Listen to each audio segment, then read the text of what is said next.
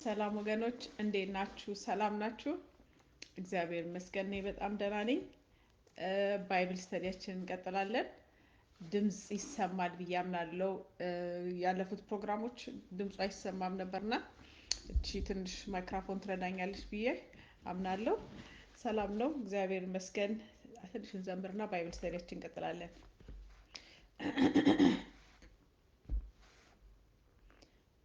መዝሙር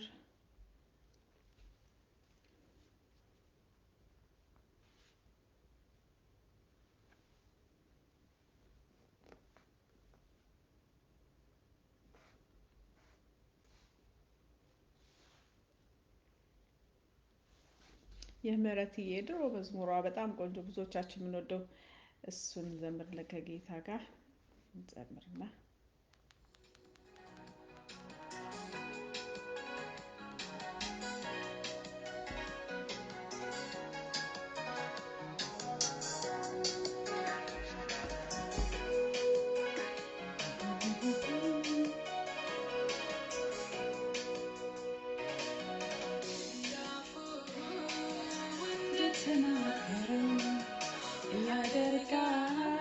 ጌታዬ ታማኝ ነው፣ እንዳፉ እንደተናገረው ያደርጋል። ጌታዬ ታማኝ ነው፣ ጌታዬ ታማኝ ነው።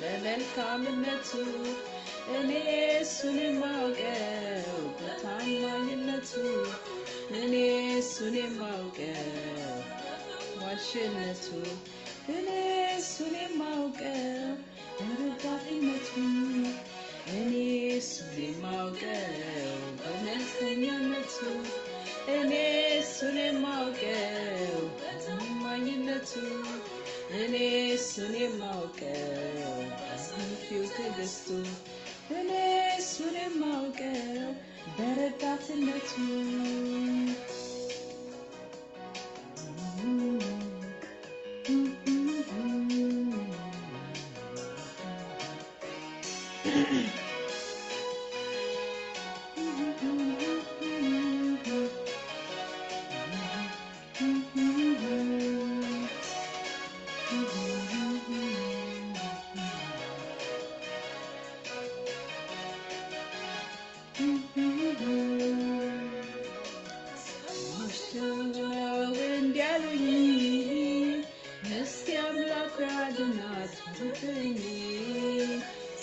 ሰዎች ከሩቅ እንዲያሉኝ እስቲ አምላክ ባርካት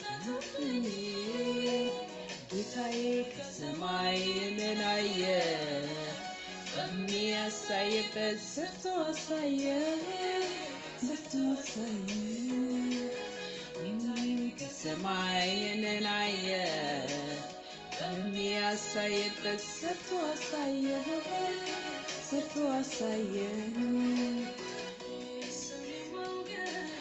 በመልካምነቱ እኔ እሱን የማውቀው እኔ እሱን የማውቀው በረዳትነቱ ሀሪነቱ እሱን የማውቀው በመልካምነቱ እኔ እሱን የማውቀው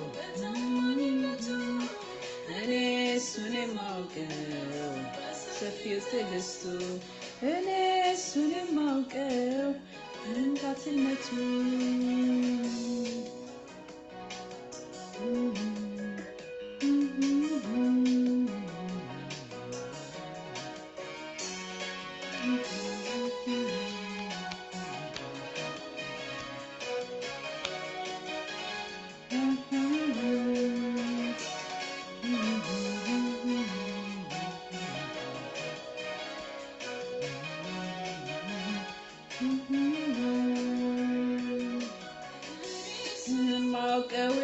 እንደዚህ ነው ስራቴን ፈቶ ሲለቀኝ ነው እኔ እሱን የማውቀው እንደዚህ ነው ስራቴን ፈቶ ሲለቀኝ ነው ስማኝ ካለ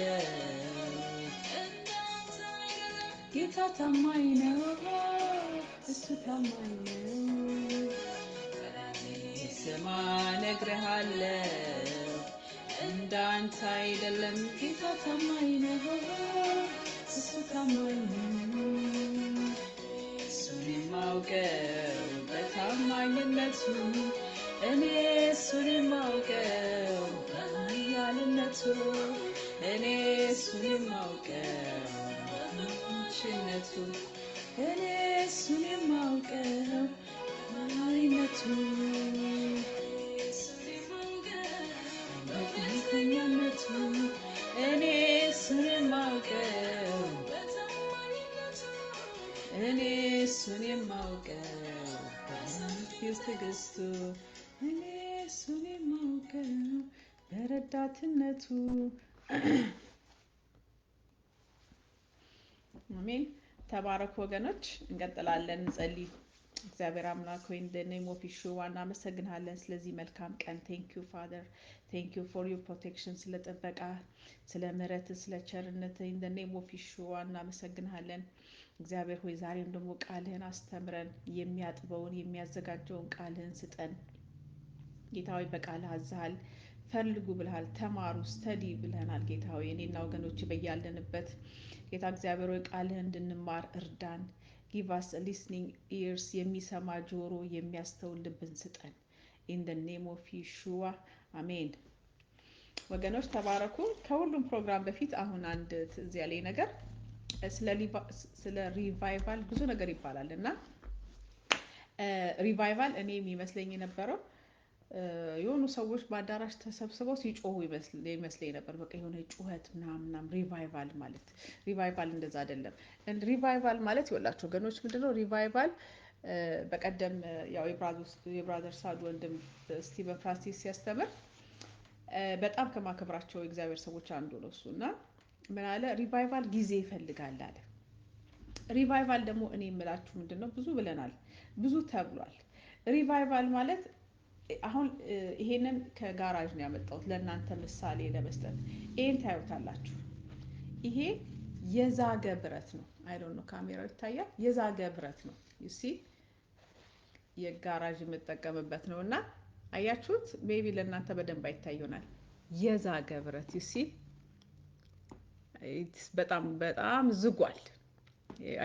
አሁን you can see it የሎ ነው። አያችሁት? ይሄ የዛገ ብረት ነው። ይሄ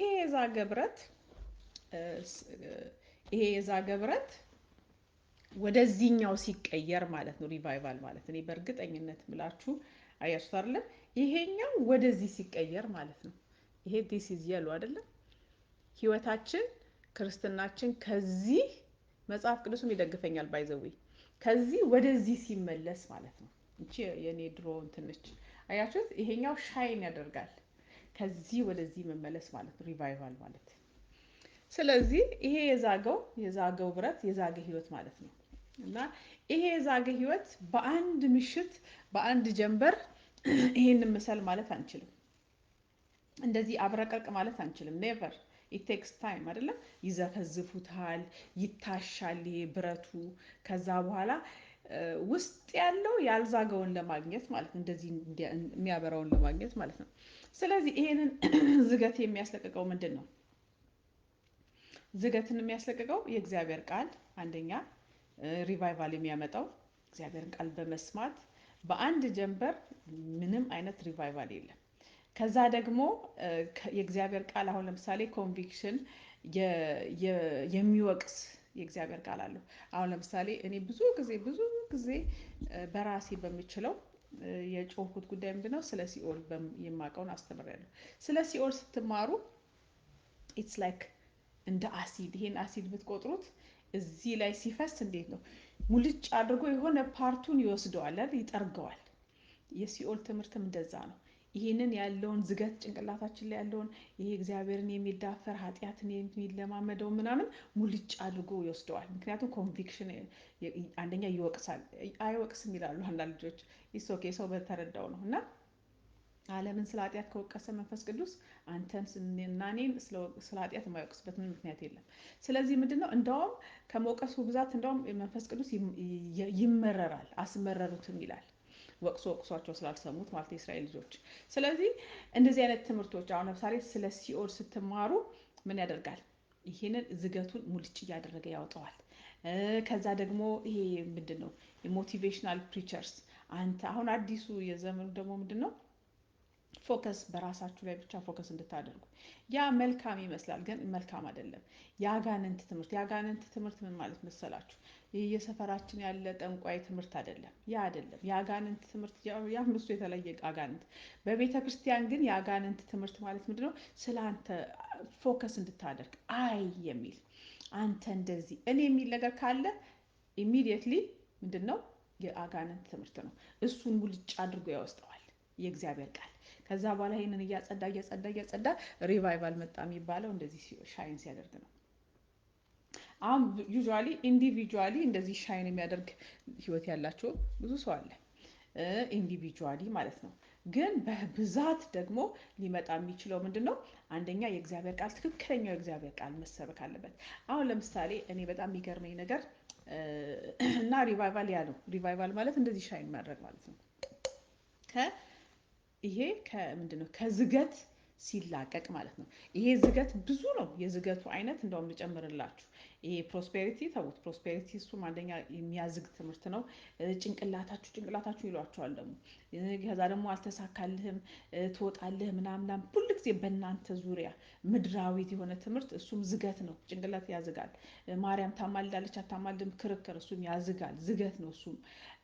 ከዛ ደግሞ ምንድነው ሐሰተኛ አስተማሪ፣ ሐሰት እሱም ዝገት ነው። ይሄ በሙሉ ሙልጭ ብሎ መውጣት አለበት፣ መታጠብ አለበት በእግዚአብሔር ቃል። ስለዚህ የእግዚአብሔርን ቃል ዴይ ናይት ሰው ሲመገብ እንዳልኳችሁ ኃይለኛ፣ አሁን ለምሳሌ ይህን ዝገት ለማስወገድ ኃይለኛ እንትን ያስፈልገኛል። እንደ አሁን ክሎሮክስ የማጠቢያም አይነት አለው አይደለ? የእግዚአብሔር ቃል ደረጃ ማለት። ስለ ሲኦል አሁን በዚች አይነኳትም አስተማሪዎቹ፣ ምክንያቱም ይወቅሳቸዋል። ትሉ የማይጠፋበት ይላል የእግዚአብሔር ቃል። እሳቱ የማይጠፋበት ትሉ የማይሞትበት ብሎ መናገር አይችልም። ምክንያቱም ብዙ የሚከሰው ነገር ስላለ። ግን ያንን የሚለውን ቃል ፌስ ስታደርጉ የእግዚአብሔር ቃል ይሄንን ካደረግኩኝ፣ ለምሳሌ ላነብላችሁ። አሁን ለምሳሌ ምን ይላል የእግዚአብሔር ቃል? ቲንክ ማቴዎስ 5:6 ላይ ነው ጌታ ኢየሱስ ክርስቶስ ያስተማረው ቃል። ምን ይላል የእግዚአብሔር ቃል?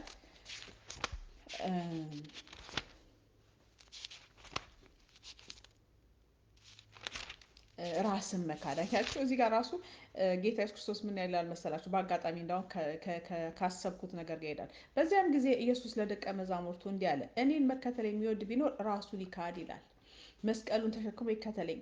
ራስን መካድ ነው የሚለው ጌታ ኢየሱስ ክርስቶስ እንጂ ራስ ላይ ፎከስ አድርግ አይደለም የሚለው። አንተ ማረፍ ያስፈልጋል። ይሄ ትምህርት እኮ ምድራዊ ላይብረሪ የምታገኙት ነው። ሰልፍ ኢምፕሩቭመንት የሚባል አዲሱ ትምህርት እና ያ ሰልፍ ራስን ማሻሻል የምትችለው የሚለው ጉዳት ላይኖረው ይችላል፣ ግን መጽሐፍ ቅዱሳዊ አይደለም፣ የትም አያደርስም። አንተ በራስህ ላይብረሪ ገብተህ የምታነበው ነው። መጽሐፍ ቅዱስ ጌታ ኢየሱስ ክርስቶስ ነው የሚለው ራስን ካድ ነው የሚለው። ራሱን ያልጠላ ይላል። ቤተሰብ እናቱ አባቱን ያልጠላ ለእኔ ሊሆን አይገባም ነው የሚለው ጌታ ኢየሱስ ክርስቶስ። እንደዛ ነው። መጥላት ደግሞ ታውቃላችሁን፣ ተምረናል አይደለም? መጥላት ማለት ምንድነው? ደረጃውን እንትን እያለ ነው እንጂ ጌታ ውስጥ መጥላት ጥላቻ የለም። ስለዚህ ምንድነው ከእኔነት የራቀ ትምህርት፣ እኔነት ምናምን ሁሉ ይሄ እሱ ምንድነው የዛገ ትምህርት ነው። አያችሁ፣ የዛገ ቤተክርስቲያን በብዙ ነገር ዝጋለች። ከዛ ደግሞ አገልጋዮቹ ሁልጊዜ ችግር እንዳለባቸው ነው የሚነግሯቸው። ሁልጊዜ ዕለት እንጀራችሁ ላይ እንድታተኩሩ የሚያደርግ እሱም የዛገ ትምህርት ነው። ከዛ ወተን ከዕለት ችግራችን ወተን የእግዚአብሔርን መንግስት የእግዚአብሔርን ፈቃድ እንደ ሌሎቹ አሁን ኦርቶዶክስ ብዙ ማመሰግናቸው መወዳቸው ነገር አለ። ባንክ ቡክ ሄደው ይዘው አይሮጡ፣ መኪና ቁልፍ ስጠኝ ብለው መሄድ የለም። ሄደው ምንድነው ሊቀደሱ ጌታዊ ቀድሰኝ እንደማስቀደስ የሚሉት ሊቀደሱ ነው ኦርቶዶክሶች። ፍጹም መጽሐፍ ቅዱሳዊ ነው። ከዛ ደግሞ ንስሐ ሊገቡ ቤተክርስቲያን የሚሄዱት። ስለዚህ አሁን ጴንጤም እንደዛ መሆን አለበት። ንስሐ ሊገባ ከዚህ ሊታጠብ ከዛ ደግሞ ቀድሰኝ ሊል ሊያስቀድስ እንጂ ሊቀደስ መሄድ ያለበት ይሄ ብልጽግና የእነት ኑሯችንን አሳካልን፣ ከዛ በኋላ የእንትናን ታገባለህ፣ ትዳር ይከፈትልሃል። ይሄ ሁሉ ዝገት ነው። ያ ሁሉ መወገድ አለበት ወገኖች። ስለዚህ እግዚአብሔርን ቃል ቀጥታ ፌስ ማድረግ። አሁን ለምሳሌ ስለ ሲኦል የማይሰብኩበት ምክንያት ልንገራችሁ። ቆይ በዚህ ነው ቶሎ የማገኘውና አንዴ ታገሱኝ። የእግዚአብሔር ቃል ምን ይላል?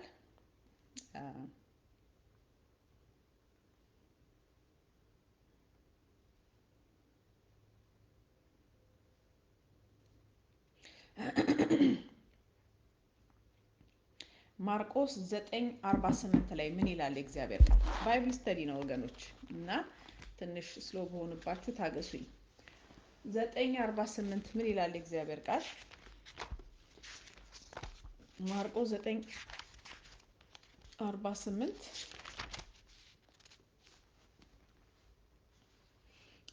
ዓይን ብታሰናክልህ አውጣት፣ ሁለት ዓይን ኖሮህ ትላቸው ወደማይሞትበት እሳቱም ወደማይጠፋበት ወደ ገሃነም እሳት ከመጣል አንዲት ዓይን ኖራህ ወደ እግዚአብሔር መንግስት መግባት ይሻልሃል። እንግዲህ ይሄን ነገር ሲናገር ጌታ ኢየሱስ ክርስቶስ በዓይን ስለሚመጣ ኃጢአት ይናገራል። ስለዚህ ወደ ሴት ያየ ወይ ደግሞ ወንድም ያየ በልቡ የተመኘ ያንን ነው ጌታ የሚናገረው። በዓይን ስለሚሆን ኃጢአት፣ በእጅ ስለሚመጣ ኃጢአት፣ ስለ እጅ ብታሰናክልህ ቁረጣት፣ ያለበለዛ ትሉ የማይጠፋበት ይሄንን አይሉም። ግን ይሄንን ብትሉ ልክ እንደ እንትን እንደሚያጠራ እንትን የእግዚአብሔር ቃል የሰውን ሕይወት ያጠራል። የእግዚአብሔር ቃል ራሱ ምንም መጮህ ሳምባ መጠፍጠፍም አያስፈልግም። የእግዚአብሔር ቃል ራሱ ሙልጭ አድርጎ ያጥባል። ይሄን ስትናገረው እዛ ስቴጃችሁ ላይ ወጣችሁ የእግዚአብሔር ቃል የሚለው ያለበዛ ገሃነም ትገባለህ። አንዴ ጌታን ተቀብያለሁ ገሃነም አልገባም ይላሉ። ያ ነው መሰረቱ ችግሩ የጴንጤ። ስለዚህ ያንን ትታችሁ የእግዚአብሔር ቃል ደህንነት መፈጸም አለበት። የተመኘህ ምድር እየዘረፍክ ምን እያልክ ዘይት እየሸጥክ የእግዚአብሔር መንግስት ትገባለህ የሚለው እሱን ሐሰት ያስጥላል የእግዚአብሔር ቃል። አሜን። እቺን ለምሳሌ ነው ያመጣኋት። አሜን።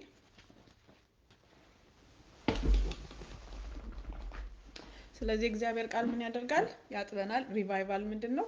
ሻይን ማድረግ ማለት ነው እንደዚህ። ስለዚህ በኦቨርናይት ዝገት አይለቅም። ኦቨርናይት በአንድ ምሽት ያብረቀርቃል አይልም። በእግዚአብሔር ቃል እየታሸ በእግዚአብሔር ቃል እየታጠብን ዝገታችን ለቆ ከዛ የመንግስተ ሰማይ ማየት ስትጀምር አንድ ሰው ሪቫይቭድ ሆኗል፣ ወይም ደግሞ ሪቫይቫል ነክቶታል ማለት ነው። ተባረክ ወገኖች። ወደ ባይብል ስተዲያችን ስንቀጥል መጽሐፍ ቅዱሳችን አብረን እየተማርን ነው። መጽሐፍ ቅዱሳችን 66 መጽሐፎች አሉት። የብሉይ ኪዳን እና በሁለት ይከፈላል። ብሉይ ኪዳን እና አዲስ ኪዳን በማለት በሚባል ማለት ነው። 66ዎቹ መጽሐፎች ሜሞራይዝ ስናደርጋቸው ዘፍጥረት፣ ዘጸአት፣ ዘሌዋውያን፣ ዘሁልቁ፣ ዘዳግም፣ ኢያሱ፣ መሳፍንት፣ ሩት፣ ሳሙኤል ቀዳማዊ፣ ሳሙኤል ካልዕ፣ ነገስት ቀዳማዊ፣ ነገስት ካልዕ፣ ዜና ቀዳማዊ፣ ዜና ካልዕ፣ እዝራ፣ ነህምያ፣ አስቴር፣ ኢዮብ፣ ዳዊት፣ ምሳሌ፣ መክብብ፣ መኃልየ ሰሎሞን፣ ኢሳያስ፣ ኤርምያስ፣ ሰቆቃወ ኤርምያስ፣ ሕዝቅኤል፣ ዳንኤል፣ ሆሴዕ፣ አሞጽ፣ ሚክያስ፣ ኢዩኤል፣ አብድዩ፣ ዮናስ፣ ናሆም፣ ዕንባቆም፣ ሶፎንያስ፣ ሐጌ፣ ዘካርያስ፣ ሚልኪያስ። እነዚህ የብሉይ ኪዳን መጽሐፍት ናቸው። በቃላችሁ ሲይዙት እንደ ህፃናቶቹ በጣም ጥሩ ነው። ከዛ ደግሞ አዲስ ኪዳን ስንመጣ ደግሞ ማቴዎስ፣ ወንጌሎቹ ማቴዎስ፣ ማርቆስ፣ ሉቃስ፣ ዮሐንስ፣ ሐዋርያት ሥራ፣ ሮሜ፣ አንደኛ ቆሮንቶስ፣ ሁለተኛ ቆሮንቶስ፣ ገላትያ፣ ኤፌሶን፣ ፊልጵስዩስ፣ ቆላሲየስ፣ አንደኛ ተሰሎንቄ፣ ሁለተኛ ተሰሎንቄ፣ አንደኛ ጢሞቴዎስ፣ ሁለተኛ ጢሞቴዎስ፣ ቲቶ፣ ፊልሞና፣ ዕብራውያን፣ አንደኛ ጴጥሮስ፣ ሁለተኛ ጴጥሮስ፣ አንደኛ ዮሐንስ፣ ሁለተኛ ዮሐንስ፣ ሶስተኛ ዮሐንስ፣ ያዕቆብ፣ ይሁዳ፣ ዮሐንስ ራእይ። አሜን። እንደዚህ የእግዚአብሔር ቃል መጽሐፍ ቅዱሳችን እነዚህ መጽሐፎች ይዟል። ዘፍጥረትን እያየን ሄደናል። 4ኛው ቻፕተር ላይ ደርሰናል። ዘፍጥረት ምዕራፍ 4ን ስናይ ምዕራፍ 3 ምዕራፍ 2 አይተናል። አሁን አራተኛው ምዕራፍ ላይ ነን ያለነው። ምንድነው የምናደርገው? እስከ ተወሰነ ድረስ ቨርስ ባይ ቨርስ ሄድላችኋለሁ፣ ቁጥር በቁጥር እግዚአብሔር እስከፈቀደ ድረስ ሁሉ እንቀጥላለን። ከዛ ደግሞ እናደርጋለን ጠቅለል እያደረግን መጽሐፍ ቅዱሳችን እንቀጥላለን በመማር። ምዕራፍ 4 ዘፍጥረት። አዳምም ሚስቱን ሔዋንን አወቀ፣ ጸነሰችም፣ ቃየንንም ወለደች። እርሷም ወንድ ልጅ ከእግዚአብሔር አገኘዋለች። ደግሞም ወንድሙን አቤልን ወለደች። አቤልም በግ ጠባቂ ነበር፣ ቃየንም ምድርን የሚያርስ ነበረ። እዚህ ጋር ከተረገሙ በኋላ አዳምና ሔዋን ልጅ እንደወለዱ ይናገራል። እዚህ ጋር የልጆቹ ስም የሆነች እህት ኮሜንተሪ ስሰማት የልጇን ስም ይላል። እሷ እህት ስታስተምር ምናለች? አቤል ማለት የስሙ ትርጉም ምን ማለት ነው? እንፋሎት ማለት ነው። በቃ ባዶ የሆነ እንፋሎት ማለት ነው። ልክ የአቤል ህይወቱም እንደ እንፋሎት እንደሆነችው ወንድሙ እንደገደለው ማለት ነው። ያን ትርጉሙ እናትየው ከወለደችው ከሞተባት በኋላ ነው አቤል ያለችው ብላ አስተማረች። ግን በእሷ መረዳት ሊሆን ይችላል። እኔ ትክክል አይደለችም ምናምን እያልኩ እንደኛ ልጆች አልከራከርም። ምንድነው እዚህ ጋር ግን መጽሐፍ ቅዱስ የሚለው ምንድነው? መጀመሪያ ልጅም ስትወልድ ነው ስሙን ያወጣችለት ሔዋን። የመጀመሪያው ምን አለችው? ወንድ ልጅም ከእግዚአብሔር አገኘዋለች፣ ደግሞም ወንድሙን አቤልን ወለደች ይላል። አቤልን በግ ጠባቂ ነበር። ስትወልድ ነው የልጆቹን ስም ያወጣችው። ምክንያቱም ለምን ብትሉኝ ሌሎቹንም ስሞች ስታዩ ትንቢታዊ ትርጉም ያላቸው ስሞች ነው ያላቸው። ወደ በኋላ እናያቸዋለን። ስለዚህ ልክ ሲወለዱ ቤተሰቦቻቸው የሚያወጡላቸው ትንቢታዊ ሆነው ነው የምናገኛቸው። ኤኒዌይ ምንድነው አዳምና ሔዋን ሁለት ልጅ ወለዱ። የአንደኛው ስም ምንድነው? አቤል ነበር የመጀመሪያው። ሁለተኛው የመጀመሪያው ማን ነው? ቃየል ነበረ። ሁለተኛው አቤል ነበረ። አቤል በግ ጠባቂ ነበረ። ቃየልም ምድርን የሚያርስ ነበረ፣ ገበሬ ነበረ። ከብዙ ቀንም በኋላ ቃየን ከምድር ፍሬ ለእግዚአብሔር መስዋዕትን አቀረበ። አቤልም ደግሞ ከበጎቹ በኩራት ከስቡ አቀረበ። እዚህ ጋር እግዚአብሔርም ወደ አቤልና ወደ መስዋዕቱ ተመለከተ፣ ወደ ቃየንም እና ወደ መስዋዕቱ ግን አልተመለከተም ይላል። እዚህ ጋር በብሉይ ኪዳን በእግዚአብሔር አምላክ እነዚህ ሁለቱ ልጆች የአዳም ልጆች ስለ መስዋዕት ያውቁ ነበረ፣ ተምረው ነበረ። ግን መስዋዕት ሲያቀርቡ ቃየል እንደፈለገ ነው ያቀረበው። ኢቭን ምንድነው ሲያቀርብ የሰባውም የተለየውን ምንም አይደለም ያቀረበው። ጀስት የምድር ያረሰውን ከእርሻ ያገኘውን ነው ያቀረበው። ያኛው ወንድሙ ግን ምንድነው? አቤል ግን ምን አደረገ? አቤል ግን ከበጎቹ የበኩራት ከስቡ አቀረበ። ልክ ትክክለኛ የሆነ መስዋዕት ያቀረበው ማን ነው? አቤል ነው። በአዲስ ኪዳን ላይ አቤልና ቃየልን ስለ መስዋዕታቸው ሲናገር አቤል የተሻለ መስዋዕት በእምነትን አቀረበ ይላል። ልክ እንደተማረው ያቀረበው ብቻ ማን ነው? አቤል ነው። እግዚአብሔርም ወደ አቤልና ወደ መስዋዕቱ ተመለከተ። አንደኛ ምንድነው? የሰባ ነገር ነው፣ ሳክሪፋይስ አለው ያቀረበው ማለት ነው። እግዚአብሔርም ወደ አቤልና ወደ መስዋዕቱ ተመለከተ፣ ወደ ቃየልና ወደ መስዋዕቱ ግን አልተመለከተም። ቃየል ትክክለኛ ነገር ስላላቀረበ እግዚአብሔር ዞር ብሎ አላየለትም። አሜን። ቃየንም እጅግ ተናደደ፣ ፊቱም ጠቆረ ይላል። እግዚአብሔርም ቃየንን አለው፣ ለምን ተናደድክ? ለምንስ ፊትህ ጠቆረ? መልካም ብታደርግ ፊትህ የሚያበራ አይደለምን? መልካም ባታደርግ ግን ኃጢአት በደጅ ታደባለች፣ ፈቃዷም ወደ አንተ ነው፣ አንተም በእርሷ ንገስባት። እግዚአብሔር እዚህ ጋር ለቃየል ምንድነው የሚለው? ያስጠነቅቀዋል፣ ዋርኒንግ ሰጠው። ኃጢአት አለች፣ ሊነግስብ ነው። ወንድሙን ከመግደሉ በፊት እግዚአብሔር ኃጢአት በደጅህ ነች፣ እያንኳኳች ነው። ስለዚህ ምንድነው? ንገስባት፣ እንዳትነግስብህ ብሎ እግዚአብሔር ያስጠነቅቀዋል። ቃየል ግን አልሰማም። አሜን። እግዚአብሔር ግን አስጠንቅቆት ነበር ወንድሙን ከመግደሉ በፊት። ከዛ ምን አለ እግዚአብሔር? ቃየንም ወንድሙም አቤልን ና ወደ ሜዳ እንሂድ አለው። በሜዳም ሳሉ ቃየን በወንድሙ በአቤል ላይ ተነሳበት፣ ገደለውም። እግዚአብሔር እንደተናገረው አልተጠነቀቀም። ቃየል ኃጢአት ነገሰችበት፣ ንገስባት ብሎት ነበር። እግዚአብሔር ተናግሮት ነበር ወንድሙ ከመግደሉ በፊት። አሜን። እግዚአብሔርም ቃየንን አለው፣ ወንድምህ አቤል ወዴት ነው? እርሱም አለ፣ አላውቅም፣ የወንድሜ ጠባቂ ነኝን አለው። ምን አደረግክ አለው እግዚአብሔር። የወንድምህ የደሙ ድምፅ ከምድር ወደ እኔ ይጮሃል አለው። የወንድምህ ደም ድምፅ አለው ወገኖች፣ ድምፅ አለው። መጽሐፍ ቅዱስ ምን ይላል? ከአቤል ደም የሚሻል ይለዋል የጌታ ኢየሱስ ክርስቶስን ደም። ምክንያቱም የአቤል ደም ምንድን ነው? ሪቬንጅ ነው የሚጠይቀው እግዚአብሔርን። ይጮሃል ይላል፣ ደም ይጮሃል ይላል። ጌታ ኢየሱስ ክርስቶስ ግን ደሙ ምንድን ነው የሚናገረው? ማራቸው፣ ምሕረትን ይናገራል። አሜን። ስለዚህ እዚህ ጋር ምንድን ነው የአቤል ደም ሪቬንጅ ይጠይቃል። እግዚአብሔር እንዲክሰው፣ ሂሳቡ እንዲክስለት ይናገራል። ምን አደረክ? የወንድምህ የደሙ ድምፅ ከምድር ወደ እኔ ይጮሃል። አሁንም የወንድምህን ደም ከእጅህ ለመቀበል አፏን በከፈተች በምድር ላይ አንተ የተረገምክ ነህ አለው እግዚአብሔር። ምድርንም ባረስክ ጊዜ እንግዲህ ኃይሏን አትሰጥህም፣ በምድርም ላይ ኮብላይና ተቀበዝባዥ ትሆናለህ። ይሄም እርግማን ነው። ቃየንም እግዚአብሔርን አለው፣ ኃጢአቴን ልሸከማት የማልችላት ታላቅ ናት። አያችሁ፣ ኃጢአቴ ትልቅ ነች አለ። እነሆም ዛሬ ከምድር ፊት አሳደድከኝ፣ ከፊትህም እሰወራለሁ። በምድር ላይ ኮብላይና ተቅበዝባዥ እሆናለሁ፣ የሚያገኘኝ ሁሉ ይገለኛል።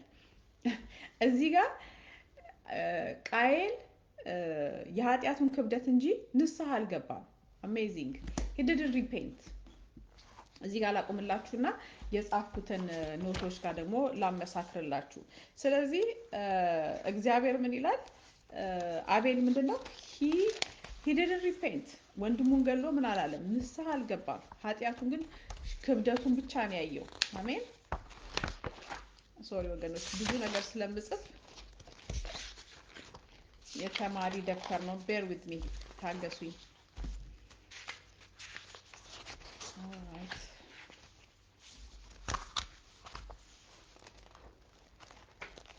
ኦኬ። እዚህ ጋር ከኮሜንተሪዎች የተማርኩትን ነው በዛው ትምላችሁና ለኔም ጥሩ ነው። መጽሐፍ ቅዱስ ማንበብ እምቢ ያለ ላሉ ልጆች ይጠቅማል። አሜን። አራተኛው ላይ ስንሄድ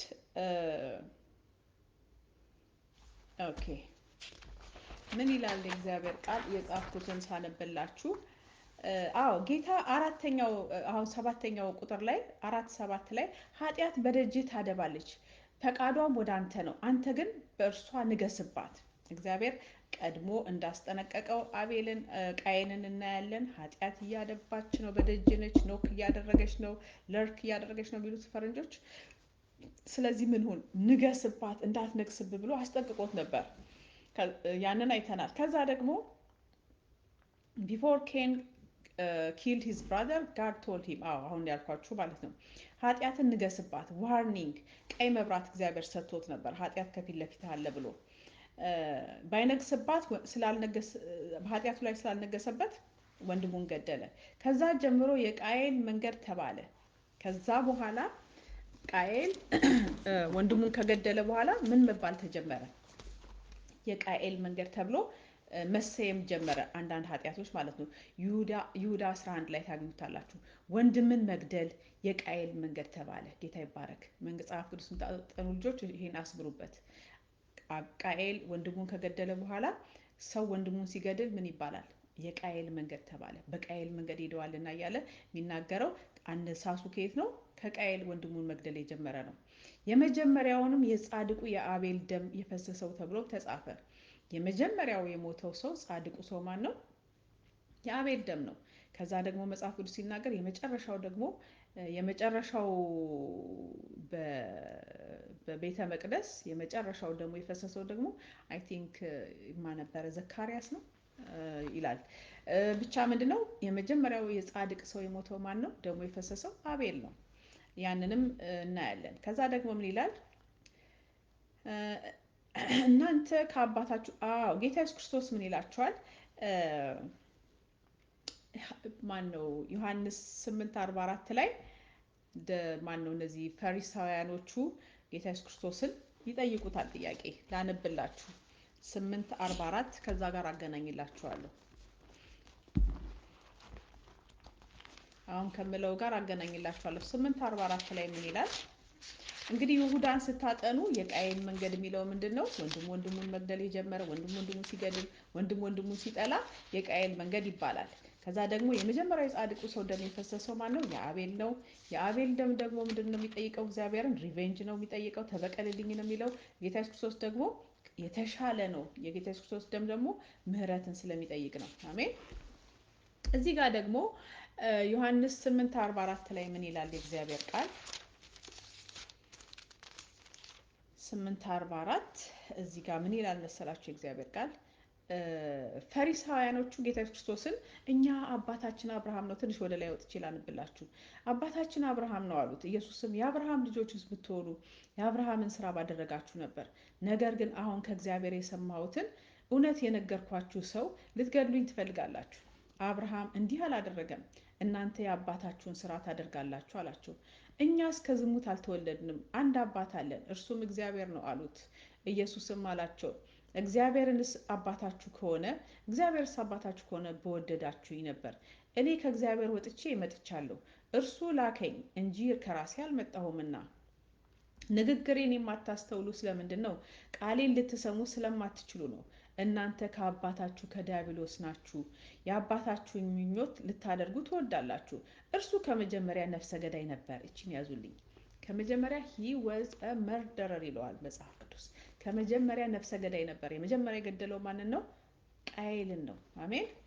አቤልን ነው ሶሪ። ስለዚህ እዛ ላይ ይሄኛው ምንድነው? ነፍስ ከመጀመሪያው አባታችሁ ምንድን ነበረ? ነፍሰ ገዳይ ነበረ። እውነትም በእርሱ ስለሌለ በእውነትም አልቆመም። ውሸታምነት ደግሞ የመጀመሪያ ውሸታምነቱ ደግሞ የት እናገኘዋለን? ለሔዋን ሲዋሻት ማለት ነው። በእውን እግዚአብሔር እንደዚህ ብሎ ነው ብሎ በእግዚአብሔር ላይ ዋሸ። ስለዚህ የውሸት አባት የሚለው መጽሐፍ ቅዱስ ከዛ የተነሳ ነው። አሜን። ባይብል ስተዲ ማለት እንግዲህ እንደዚህ ነው ወገኖች። ስለዚህ ጌታ ኢየሱስ ክርስቶስ እሱ ዲያብሎስ የመጀመሪያው በቀድሚያም ነፍሰ ገዳይ ነበር የሚለው ለምንድን ነው? መጀመሪያ የገደለው ማንን ነው? አቤልን ነው። ከዛ ነው የሚነሳው። ከዛ እዚህ ምላል እናንተ ከአባታችሁ ከዲያብሎስ ናችሁ። ጌታም ሊገሉት ሲፈልጉ እንዲህ አላቸው፣ እርሱ ከመጀመሪያ ነፍሰ ገዳይ ነበር የተባለው ለዛ ነው። አሜን። አሁን እንዳነበብ ነው ማለት ነው። ከዛ ደግሞ የአቤል ደም ሪቬንጅ የጻፍኩትን ማነብላችሁ። ሪቬንጅ በቀልን ይጠይቃል ነበር የሚጠይቅ። ጌታ ኢየሱስ ክርስቶስ ደም ግን ምህረትን ይናገራል። አሜን። ደም ምን አለው? ድምፅ አለው። አሜን። ዊ ሲ ሪቬንጅ ሂር። ከዛ ደግሞ ስንቀጥል አይ ሆፕ ይሄ ፕሮግራም ይረዳችኋል። መጽሐፍ ቅዱስ ማንበብ አቃተኝ ላሉ ልጆች ለኔም በእናንተ ጥያቄ እንደዛ የሚል ነገር ሰምቼ ለኔም እየጠቀመኝ ነው። አሜን። ስለዚህ ስንቀጥል ኃጢአቴን ቃየል ምን አለ? እግዚአብሔርን አለው ኃጢአቴን ልሸከማት የማልችላት ታላቅ ናት። እነሆ ዛሬ ከምድር ፊት አሳደድከኝ፣ ከፊትህም እሰወራለሁ። በምድር ላይ ኮብላይና ተቅበዝባዥ ሆናለሁ፣ የሚያገኘኝ ሁሉ ይገድለኛል። እግዚአብሔርም እርሱን አለው እንግዲህ ቃየልን የገደለ ሁሉ 7 እጥፍ ይበቀልበታል። እግዚአብሔርም ቃየልን ያገኘው ሁሉ እንዳይገድለው ምልክት አደረገለት። ቃየልም ከእግዚአብሔር ፊት ወጣ፣ ከኤደንም ወደ ምስራቅ በኖድ ምድር ተቀመጠ። ቃየልም ሚስቱን አወቀ፣ ጸነሰች፣ ሄኖስንም ወለደች። እዚህ ጋር ወገኖች መጽሐፍ ቅዱስ ስታነቡ ማናት የቃየል ሚስት የሚል ጥያቄ ሊፈጥርባችሁ ይችላል። ብዙ መፍጠርም አለበት፣ ልትጠይቁ ይገባል። እዚህ ጋር መጽሐፍ ቅዱስ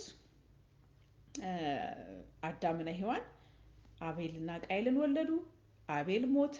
ቃየል ማንን ያገባው ብላችሁ ትጠይቃላችሁ፣ መጠየቅም አለባችሁ። ልንል የምንችለው ከመጽሐፍ ቅዱስ አንዳንድ ሰዎች ምን ይላሉ? በምድር ላይ ሌሎች ሰዎች ነበሩ የሚለውን ነገር አልቀበለውም። ምክንያቱም እግዚአብሔር የፈጠረው አዳምና ሔዋን ነው። ሁላችንም የአዳምና ሔዋን ልጆች ነን። ስለዚህ ከየት አምጥቶ ነው ቃየል ያገባው? ከዛስ ደግሞ ልጆች የወለደው? ሊሆን የሚችለው እህቱን ነው የሚለውን ነገር እኔ የምቀበላለሁ። እንግዲህ መጽሐፍ ቅዱስ እንደሚናገረው እንደዛ ነው። ከዛ በኋላ ይሄን እንግዲህ ሕግ ሳይመጣ በፊት ማለት ነው ኢት ዋዝ አ ታይም ኦፍ ምንድን ነው የሚባለው ኢኖሰንስ ጊዜው የአባታቸው ከመውደቃቸው አዳምና ሔዋን ከመውደቃቸው በፊት ኢት ዋዝ አ ታይም ኦፍ ኢኖሰንስ ይሉታል አይደለም? የንጽህና ጊዜ ነበረ። ከዛ በኋላ ግን በአይምሮ የሚባልበት ጊዜ ወቅት እህቱን ነው ያገባው የሚለውን እኔ ይቀበላለሁ። ከዛ ግን እግዚአብሔር ሕግ ሲመጣ ግን እህት አይደለም ዘመድ እንዳያገቡ እግዚአብሔር እንዳናገባ ምን አደረገ? ኢንሴንስ። ይሄ ደግሞ የቤተሰብ ጋብቻን የቤተሰብን እንትን እግዚአብሔር በሕግ ከልክሏል። አሜን። በዚህ ወቅት ግን ዘር ለማራባት ይሁን ጋድ ኖስ ደ ቤስት። ሁልጊዜ እግዚአብሔር የበለጠውን የተሻለውን ነገር ያውቃል። በዚህ እናምናለን። አሜን። ኤኒዌይ ከዛ ቃየል ሚስቱን አወቀ። ቃየልም ከእግዚአብሔር ፊት ወጣ፣ ከኤደንም ወደ ምስራቅ በኖድ ምድር ተቀመጠ። ቃየል ሚስቱን አወቀ፣ ጸነሰችም፣ ሄኖስንም ወለደች። ከተማም ሰራ፣ የከተማይቱም ስም በልጁ ስም ሄኖስ አላት። ሄኖህ አለው። ሄኖህም ጋይዳድን ወለደ። ጋይዳድም ሜኤልን ወለደ። ሜኤልም ማቱሳኤልን ወለደ። ማቱሳኤልም ላሜህን ወለደ።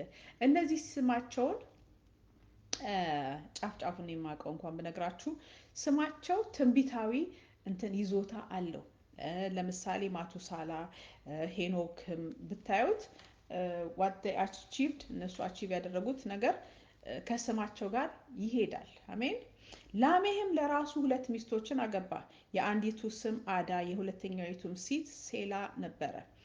አዳም ያባልን ወለደች። እርሱም በድንኳን የሚቀመጡት የዘላኖች አባት ነበረ። የወንድሙም ስም ዩባል ነበረ። እርሱም በገናንና መለከትን የሚይዙ አባት ነበረ። ሶሪ ወገኖች። ሴላም ደግሞ ከናስና ከብረት የሚቀጠቅጥ ዕቃን የሚሰራውን ቱባል ቃይልን ወለደ። ቱባል ቃይልም እህት ናማን ነበረች።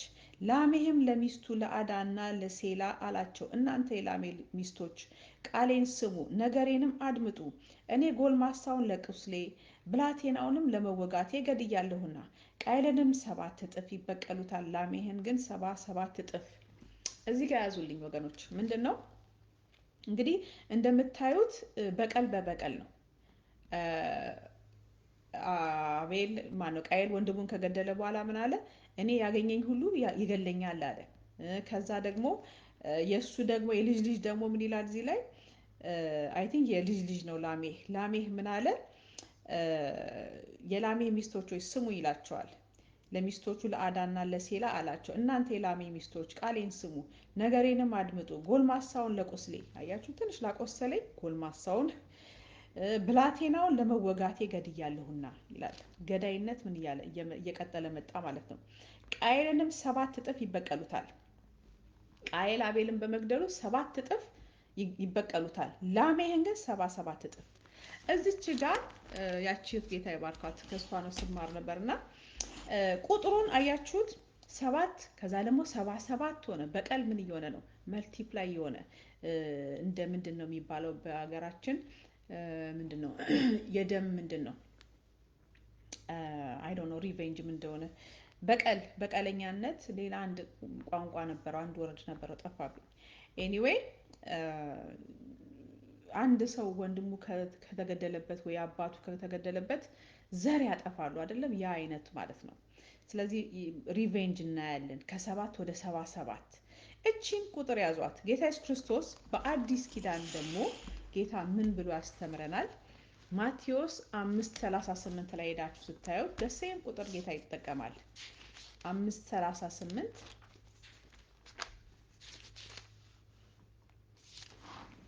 ምን ይላል እግዚአብሔር ቃል?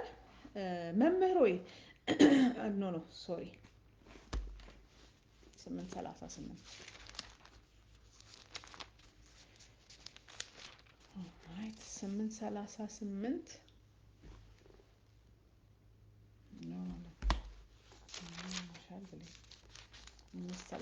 ሶሪ ወገኖች 5:38 ነው። ምን ይላል እግዚአብሔር ቃል? ዓይን ስለ ዓይን ጥርስ ስለ ጥርስ እንደተባለ ሰምታችኋል። እኔ ግን እላችኋለሁ ክፉን አትቃወሙ። ዳሩ ግን ቀኝ ጉንጭህን በጥፊ ለሚመታህ ሁሉ ሁለተኛውን ደግሞ አዙርለት። እንዲከስ እጀ ጠባብህን እንዲወስድ ለሚወድ መጎናጸፊያህን ደግሞ ተውለት። ማንም ሰው 1 ምዕራፍ ትሄድ ዘንድ ቢያስገድድህ ሁለተኛውን ከእርሱ ጋር ሂድ። ለሚለምንህ ስጥ፣ ካንተ የሚበደር ዘንድ ከሚወደው ፈቀቅ አትበል። ጌታ ኢየሱስ ክርስቶስ ሕጉን መንፈሱን እያሳያቸው ነው። ባልንጀራህን ውደድ፣ ጠላትህን ጥላ እንደተባለ ሰምታችኋል። እኔ ግን እላችኋለሁ በሰማይ ላለው አባታችሁ ልጆች ትሆኑ ዘንድ ጠላቶቻችሁን ውደዱ፣ የሚረግሟችሁን መርቁ፣ ለሚጠሏችሁ መልካም አድርጉ፣ ለሚያሳድዷችሁም ጸልዩ። እርሱ በክፎችና በበጎዎች ላይ ኦኬ እዚህ ጋር ቁጥሩን አልገለጠውም። ሶሪ ወገኖች። ኤኒዌይ ልጨርስላችሁ። ጌታ ኢየሱስ ክርስቶስ ምንድነው የሚለው እዚህ ላይ ቁጥሩን አላገኘሁትም። ሌላ ቁጥር ነው የጻፍኩት። ኤኒዌይ ምንድነው ጌታ ኢየሱስ ክርስቶስ ምን ይላል? ወንድሜ ቢበድለኝ ስንት ጊዜ ልማረው ሲል 7 ጊዜ 77 ይለዋል። ኢን ዋን ዴይ። ስለዚህ በአዲስ ኪዳን ጌታ ኢየሱስ ክርስቶስ ምን ይለናል? በቀል ሳይሆን እንዳውም ይቅር ማለት በአንድ ቀን እንግዲህ 7 ጊዜ 77 ቢበድልህ ምን በል ይቅር በል ይላል። አሜን። ቁጥሯ ደሴም ነበር ነው ጌታ የተጠቀመባት። ለበቀል ሳይሆን ይቅር በሉ ይላል ማለት ነው። አሜን። ያችን ከያዛችሁ ይበቃል። ከዛ ስንቀጥል አዳም ደግሞ ሚስቱን አወቀ፣ ወንድ ልጅም ወለደች። ስሙንም ቃየል በገደለው በአቤል ፋንታ እግዚአብሔር ሌላ ዘር ተክቶልኛል ስትል ሴት አለችው። ለሴት ደግሞ ወንድ ልጅ ተወለደለት፣ ስሙንም ሄኖስ አለው። በዚያም ጊዜ በእግዚአብሔር ስም መጠራት ተጀመረ ይላል። እዚህ ጋር ኦኬ እግዚአብሔር ሪፕሌስመንት ሰጣት፣ ምትክ ሰጣት። ከዛ በኋላ ምትኩን በአቤል ምትክ የተወለደውን ልጅ ሴት ብላ ሰው እየመችው። ከዛ ደግሞ እዚህ ጋር ምን ይላል? የመጨረሻው የአራተኛው ምዕራፍ የመጨረሻው ቁጥር 26 ላይ በዚያም ጊዜ በእግዚአብሔር ስም መጠራት ተጀመረ የሚለው የእግዚአብሔርን አባባሉ ምንድን ነው? what it means is እግዚአብሔርን መሰየም ተጀመረ። ለምሳሌ አብርሃም እግዚአብሔርን በብዙ ስም ሲሰይመው እናያለን። ማነው ደግሞ አጋር እግዚአብሔርን ኤልሮኤ ያለችው የሚያየኝን አየው። እግዚአብሔር ሂ ፕሮቫይድስ የሚለውን ደግሞ እግዚአብሔርን የሰየመው አብርሃም ነው። ምን አለ?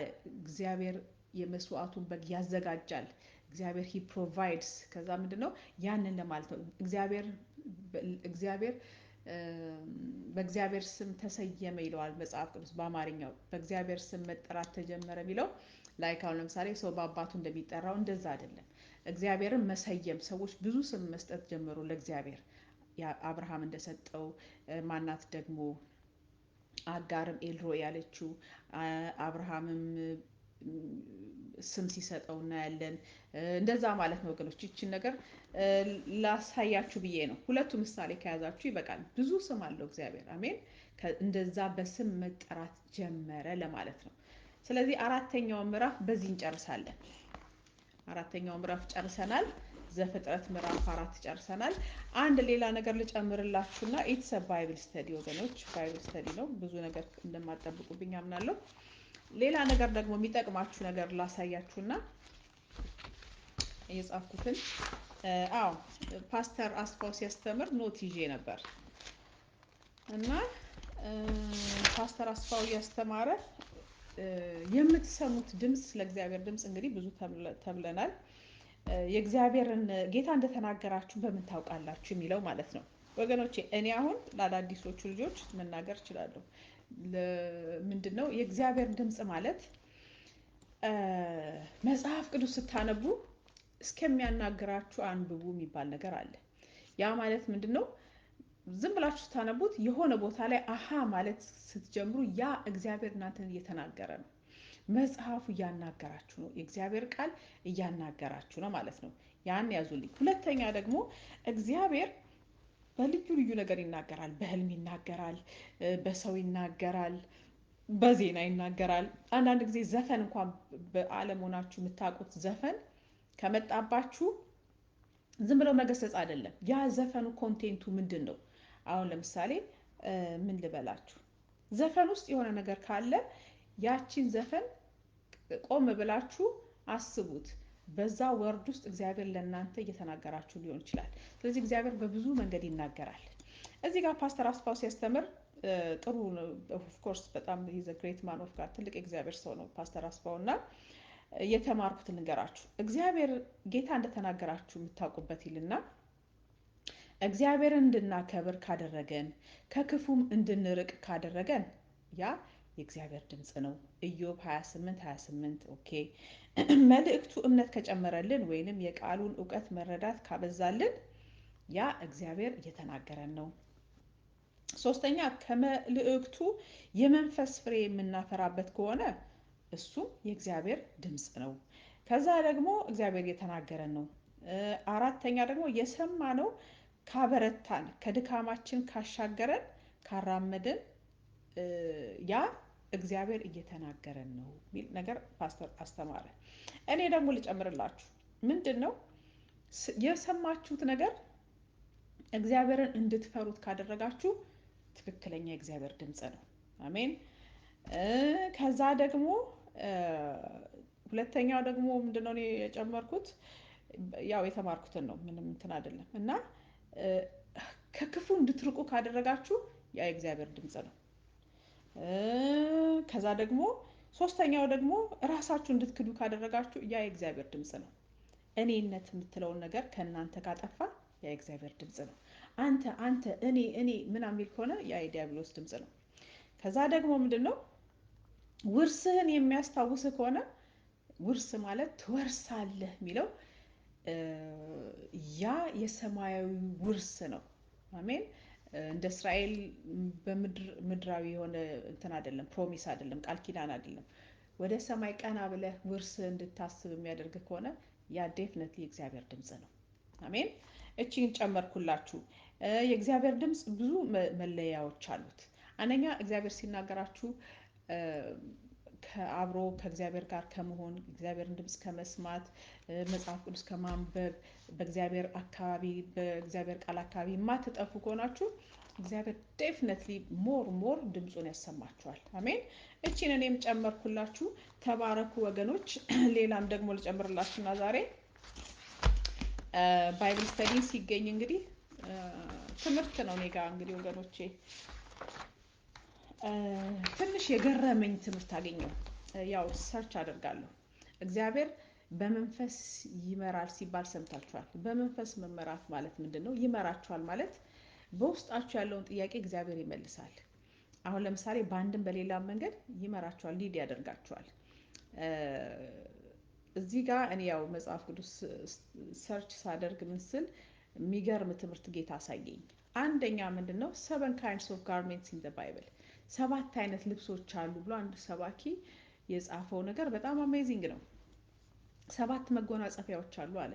እኔ መጎናጸፊያ የማውቀው የጽድቅ መጎናጸፊያ ቃለው እሱንም ነቢይ ሳዱ ሲያስተምሩን ጌታ ይባርካቸው።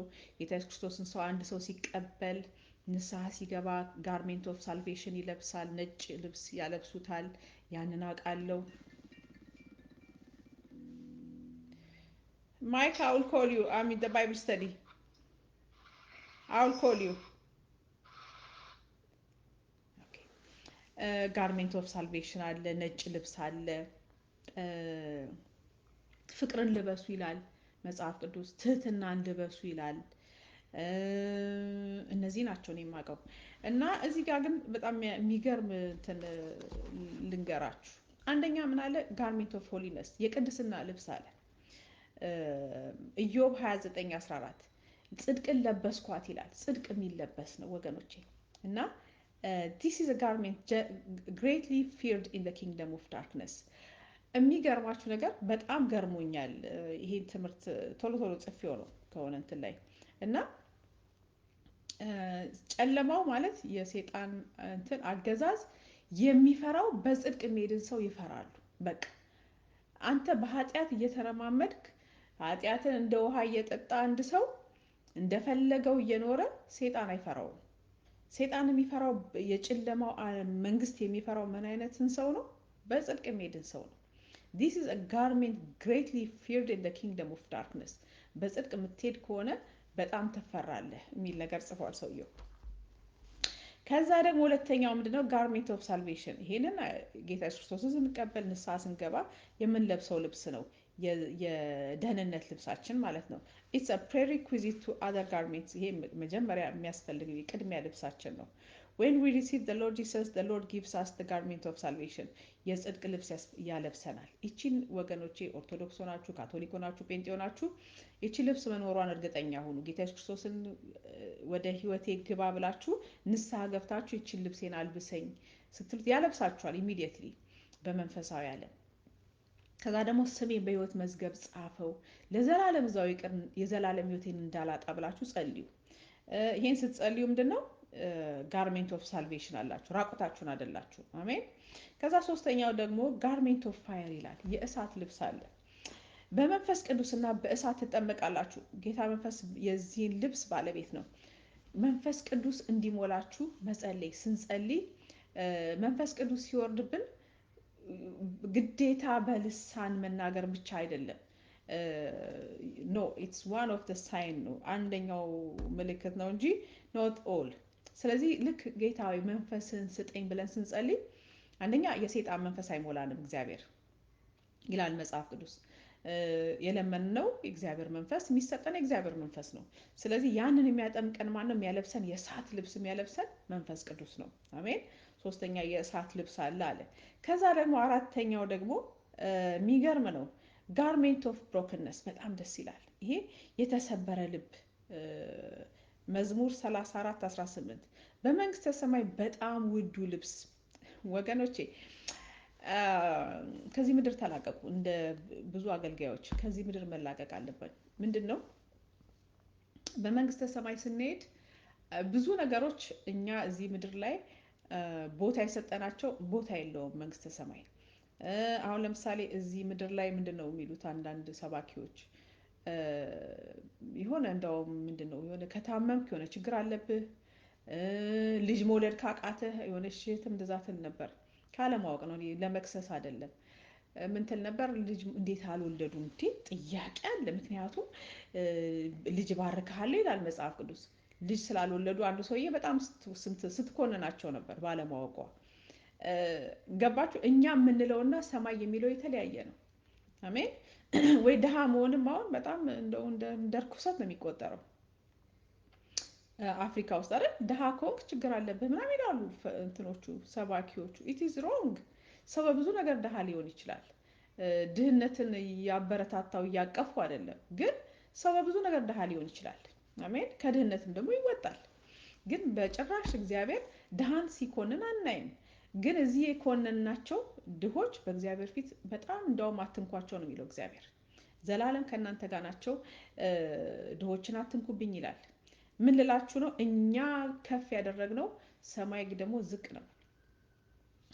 ስለዚህ የእግዚአብሔር መንግስት ነገር ኢትስ ዲፍረንት፣ ከዚህ ዓለም ኑሮ ጋር የተለያየ ኦፖዚት ነው። ስለዚህ ምንድን ነው እዚህ ጋር በጣም ያስገረመኝ በመንግስተ ሰማይ በጣም ውዱ ልብስ ይሄ ልብስ ነው ከእግዚአብሔር። በቃ this the garment of that subdues the power of the flesh for actualization of God's power ይላል። There is a thirst for this garment and one of the most rejected garment of the kingdom።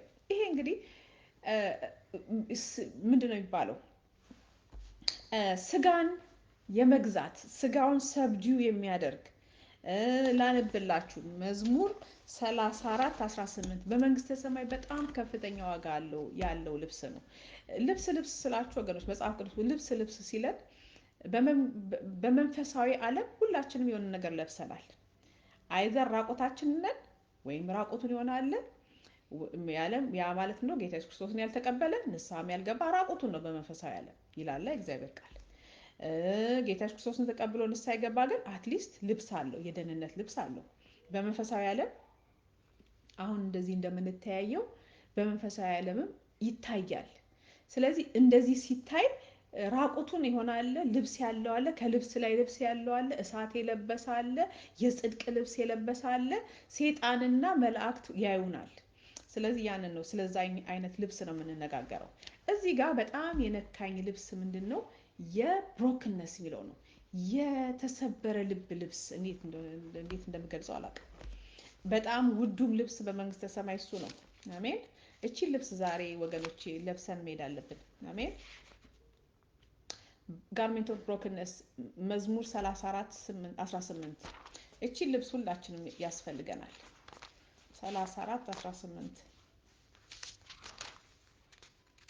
በዚህ ምድር ላይ ድሃ ያልናቸው በመንግስተ ሰማይ በጣም ብዙ ባለጸጎች አሉ። የኔ ቢጤ ነው ያልናቸው ብዙ ነገስታት አሉ። ይሄን አሰርግጬ ነው የምነግራችሁ። ምን ይላል? 34:18 የኛ የአማርኛው ትንሽ እንትን ያለ ነው። 34:18 እግዚአብሔር ልባቸው ለተሰበረ ቅርብ ነው፣ መንፈሳቸው የተሰበረውን ያድናቸዋል። ይሄ በጣም ጥናት ያስፈልገዋል ወገኖች። እኔ ፈልገዋለሁ፣ ይሄን ልብስ በጣም ፈልገዋለሁ። ምክንያቱም ሁል ጊዜ ብሮክን የሆነ ነገር ከተሰበረ ልብ ራሱ የሚወጣ መዝሙር ሰው ይነካል። ከተሰበረ ልብ የሚወጣ ጸሎት እግዚአብሔርን ይነካል። የተሰበረ ነገር ነው ብቻ እወዳለሁ። መጽሐፍ ቅዱስም ይናገራል ሁል ጊዜ ሃምብልነስ ያለበት ያ ነው። ያ ደግሞ በጣም ውድ የሆነ ልብስ ነው በመንግስተ ሰማይ። አሜን። እቺን ልብስ ያዟት ወገኖች፣ እኔም ፈልጋታለሁ። ጋርሜንት ኦፍ ብሮክንነስ፣ የተሰበረ ልብ እግዚአብሔር አይንቅም። አሜን። ከዛ ደግሞ ብሮክንነስ ኢዝ አክቹዋላይዜሽን ኦፍ ዘ ፕሬዘንስ ኦፍ ጋድ ባይ ቴኪንግ አዌይ አወር ሰልፍ ፕሬዘንስ፣ ራስን እኔነቱ የሌለበት ማለት ነው። እኔነት የሌለው ህይወት ማለት ነው። ጌታ ይባረክ። ቢ ብሮክን ኢት ክሬትስ ፖርታል፣ የተሰበረ ልብ ተሰበሩ ማለት ነው። እዚህ ጋር ቢ ብሮክን ኢት ክሬትስ ፖርታል፣ ምን ይከፍታል? መንፈሳዊ በር ይከፍታል፣ ፖርታል ይከፍታል ለመንፈሳዊ ዓለም። አሜን። ኦፍ ኢንትራንስ ፎር ጋድስ ፔኔትሬሽን፣ እግዚአብሔር ወደኛ ህይወት እንዲመጣ ያደርጋል። የተሰበረ ልብ እኔነቱ የሌለ አሁን ማን ነው? ሙሴ ነው። ሙሴ ለምንድን ነው ትሁት የተባለው? ራስ እኔነት ስለሌለው። ስለዚህ ያቺ በጣም ታስፈልገናለች ወገኖች። እሷን አስምሯት፣ በደንብ አስምሩባት። ከዛ ደግሞ ብሮከን ስፒሪት ኢዝ ኦልሶ ስፔሻል ቱ ጋድ፣ እግዚአብሔር በጣም ስፔሻል ነው። ልቡ የተሰበረ ሰው ይወዳል።